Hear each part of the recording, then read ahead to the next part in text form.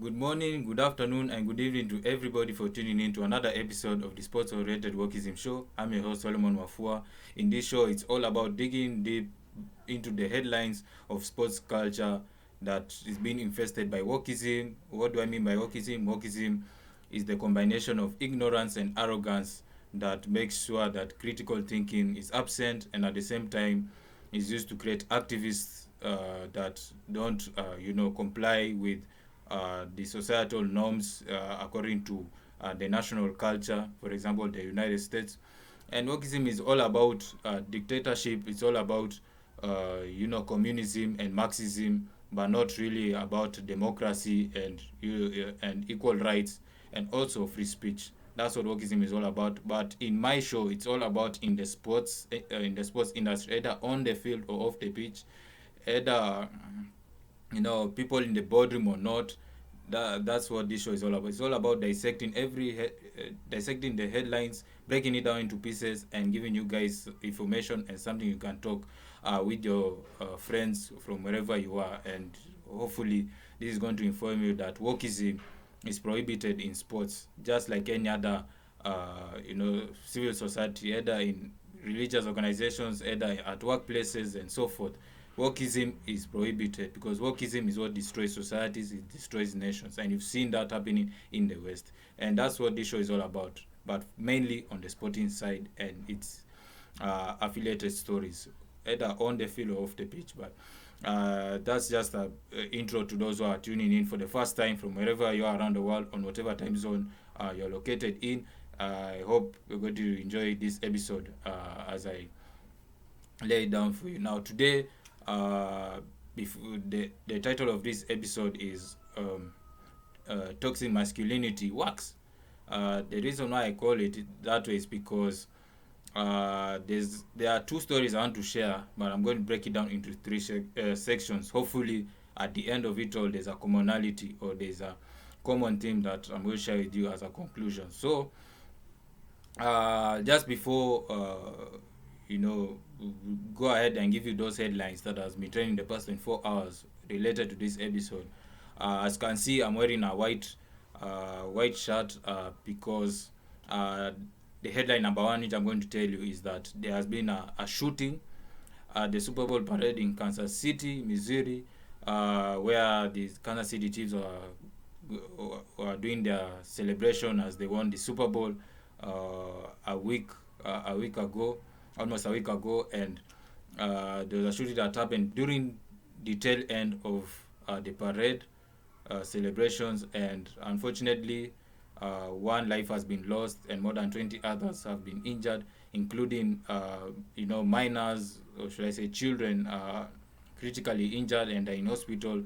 So without even giving much details, because the police are under investigation in terms of the motivation of the shooter and why it happened at such a place. The one person that passed away is a famous local radio DJ named Lisa Lopez Galvan, who is a Hispanic American and is a mother of two.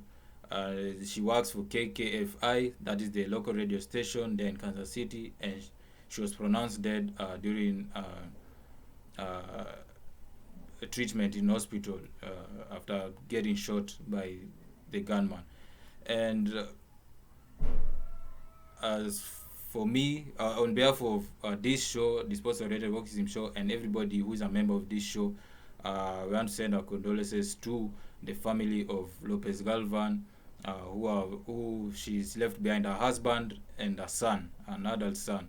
And really sad news.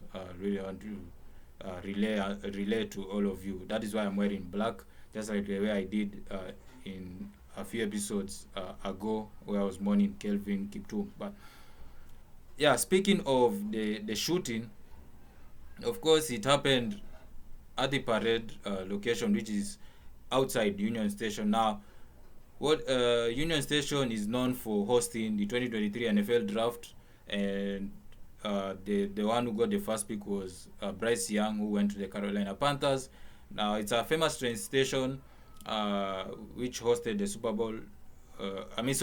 The NFL draft, and also it is a location where it has hosted three previous parades for their local sports teams, which is the Kansas City Royals, who won the World Series almost a decade ago, and then also the Kansas City Chiefs, who have won, the previous two before this current one, which happened yesterday.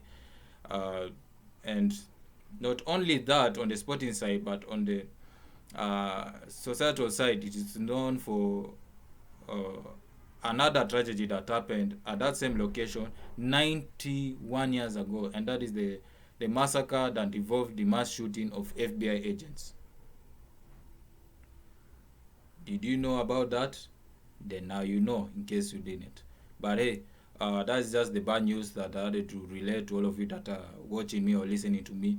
Now let me bring it to you another information, talking about the gun violence that is being affected. Now, Missouri is a carry open gun state. What does that mean? It means that people are allowed to buy or purchase, you know, firearms without even going to pay a permit, or should I say licensing, to be able to purchase the firearm before before purchasing the firearm.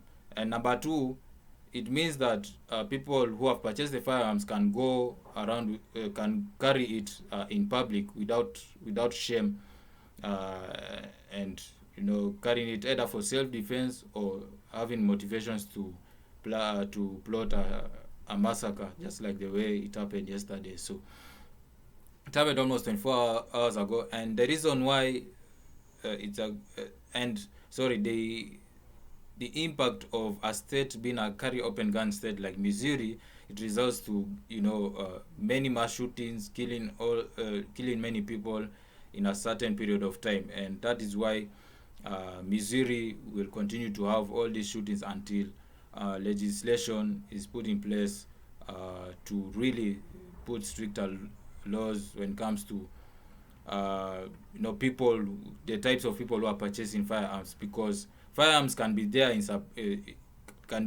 the warehouses or in the gun stores all over the country in America, but it's up to the person who is purchasing the firearm on what is it being used for, because that's what saves a life and that's what loses a life. So these Democrats that are saying, the gun shooting is because of gun laws that is not being implemented in the state, I believe that is a wrong statement, because you can't stop people from purchasing firearms. If you look at the Second Amendment in the U.S. Constitution, people are allowed to purchase firearms for the purpose of self-defense. But what does the Democrat Party do? They tell you, when they see disaster striking involving firearms, they say, it's because gun laws have not been strict enough, they have not passed the legislation. No, don't blame it on the government. Blame it on the person who is going to purchase the firearm. What is he purchasing the firearm for? If it is not for self-defense, then it's either going to be a terrorist attack, or it's something to do with self-infliction. Maybe he wants to use it for suicide. I mean, who knows? And you've seen in recent shootings, most shootings are involving those who are from the woke community, for example, the LGBTQ, or even from the minority groups, which is based on skin color. But when it's being put in the media, they just show the headline, discuss about it, within 24 hours, swept under the rug. But there is a gas shooting that fits the narrative, the woke narrative. They'll make sure it is national headlines, just like the way they are doing to President Trump when it comes to the political witch hunt. And that's what Democrats do any day, anytime. It's trying to make sure that, blame it on the Republicans, blame it on the gun laws, and things like that. But that's not how you solve problems. The only way you solve problems is, conversations at grassroots level, or even just stopping the person from even purchasing the firearm in the first place. Maybe the person has a history of mental illness or anything to do with domestic violence, even without the firearms. And that's how you're going to solve the problem at grassroots level. We make the community safe by just doing simple common sense steps. But That is just a bit of history when it comes to gun laws in Missouri. Now, another thing is that one of the people who was caught with the firearm was being caught by bystanders, the ones who are in the parade. And many people were praising these bystanders who stopped one of the alleged gunmen who was going to escape from the scene. And we all know if you put that heroism act on woke media like CNN and MSNBC, they will not discuss about it because it goes against the narrative. And that tells you that toxic masculinity works. Why? Because toxic masculinity is about men showing their dominance, violence, and aggression to assert authority or power. Now, that is the opposite of modern feminism. Like this, another headline that I'm about to tell you. Have you ever heard of the International SWAT Challenge?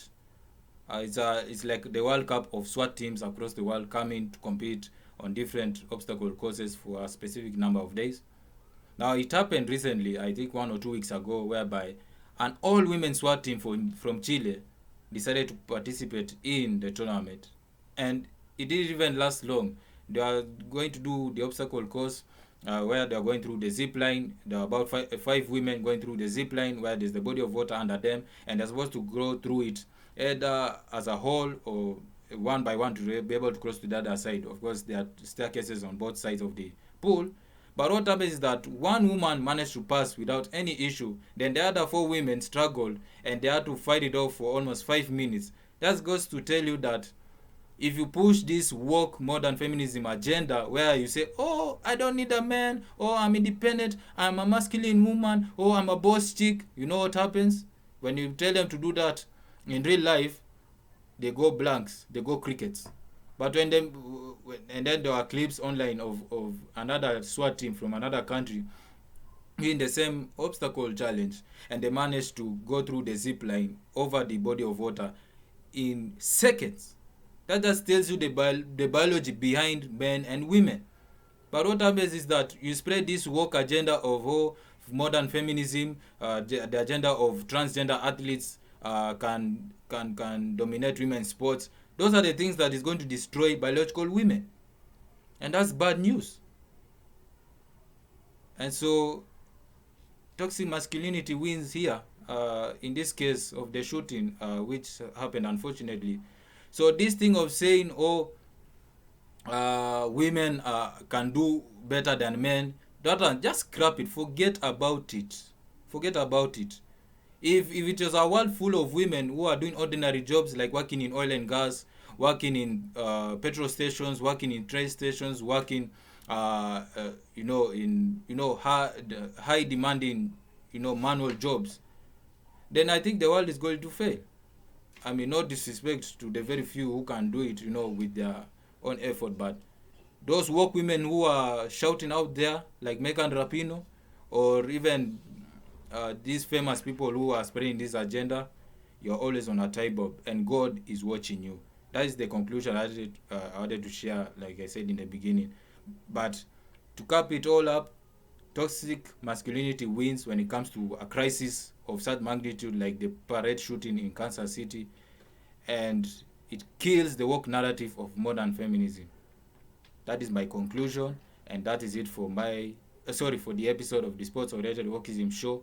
By the way, there have already been messages of condolences from the NFL community, the sports community, the media community, and even from the mayor of Kansas City and the governor of Missouri and other state officials across America, sending their condolences to the victims, including the one who passed away. So if you want to follow the updates, follow it online for yourself. But hey, that's it from me. If you have enjoyed this show, make sure you contribute in the comment section on whatever platform you're using. Make sure you like, subscribe, follow, and share it with your friends. Let's spark this conversation on guns and people's motivations behind gun violence, and let's make the society better. And it all starts with you.